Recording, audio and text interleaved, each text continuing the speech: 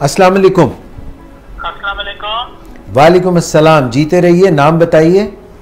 मोहम्मद अली बात कर रहा हूँ रावलपिंडी से। क्या हाल है आपके? मोहम्मद अली, मैं बिल्कुल ठीक हूँ। और आप बताएं, आप क्या करते हैं?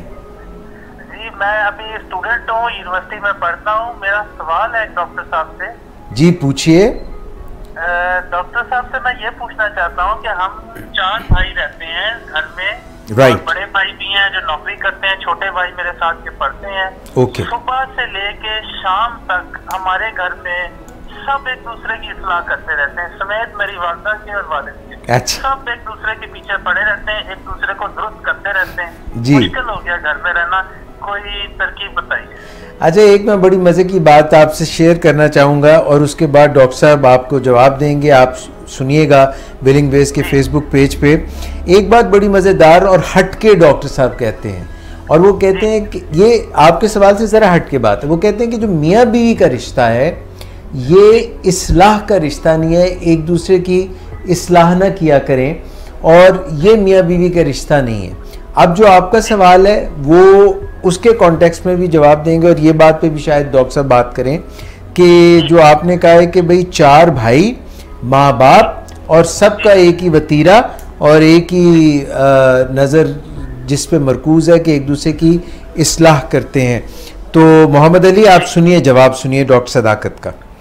शुक्रिया आपके कॉल करने का शुक्रिया। अच्छा, बात का कुछ हिस्सा तो मैं आपसे ही पकड़ूंगा कि मियाँ बीवी के दरमियान इस्लाह का, तनकीद का रिश्ता नहीं होता, और इससे उनका रिश्ता फीका पड़ता है, रोमांस कम होता है, कुर्बत के लम्हात जो है मफकूद होना शुरू हो जाते हैं। मियाँ बीवी को तो बिल्कुल इससे परहेज़ करना चाहिए। जहाँ तक माँ बाप का और औलाद का रिश्ता है तो ये इस्लाह का रिश्ता है, यानी माँ बाप औलाद की इस्लाह करें, तालीम व तरबियत करें। ज़्यादातर तो आप समझ सकते हैं कि 18 साल की उम्र तक। अच्छा।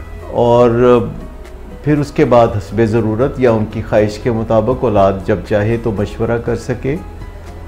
और शुरू में तो बच्चों को वालिदैन ही इवन चलना बैठना उठना सिखाते हैं, सब कुछ करते हैं। तो वालिदैन का रिश्ता औलाद के साथ इस्लाह का रिश्ता है इस्टेब्लिश, और इस पे जो बुरा मनाते हैं वो अपना नुकसान करते हैं। ठीक हो गया। जो भाइयों भाइयों का रिश्ता है आपस में, वो भी तनकीद का या इस्लाह का रिश्ता नहीं है, वो लीडरशिप का रिश्ता है।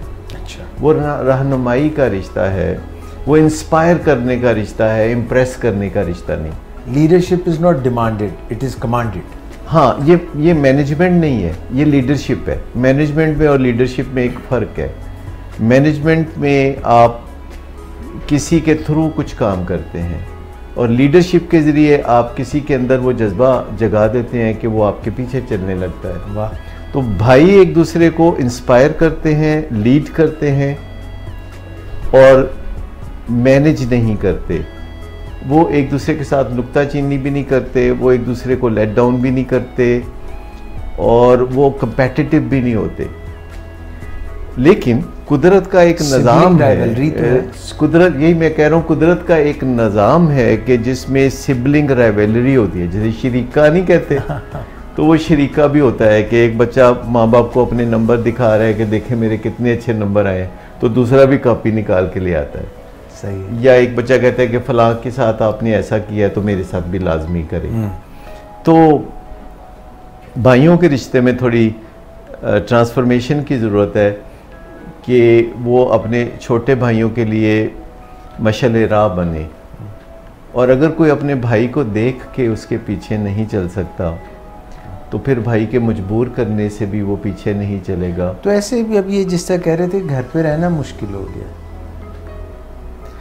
असर्टिवनेस फिर इनके लिए ज़रूरी है। फिर ये दूसरों को बता सकते हैं कि ये कितनी दखल अंदाज़ी भाइयों की तरफ से पसंद करते हैं, कितनी नहीं पसंद करते। दिल आज़ारी किए बगैर दिल की बात करना असर्टिवनेस कहलाता है।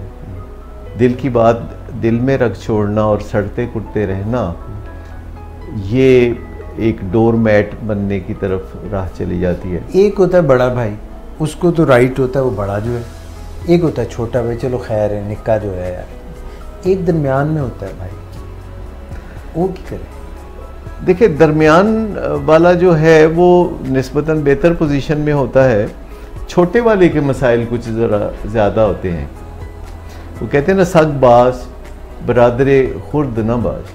ये इसका मतलब ही होता है कि बंदा कुत्ता बन जाए, छोटा भाई ना बने। ये फारसी की मिसाल है। अच्छा। तो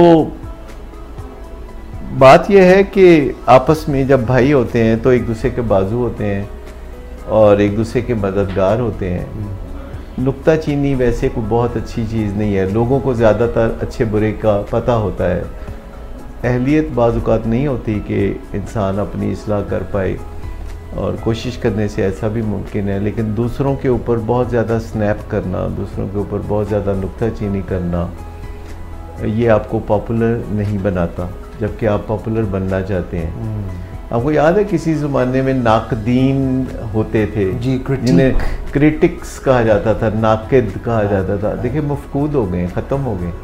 ये ब्रीड जो है कोई बिल्कुल कम, पांडा की तरह ये ब्रीड काफ़ी कम हो गई है।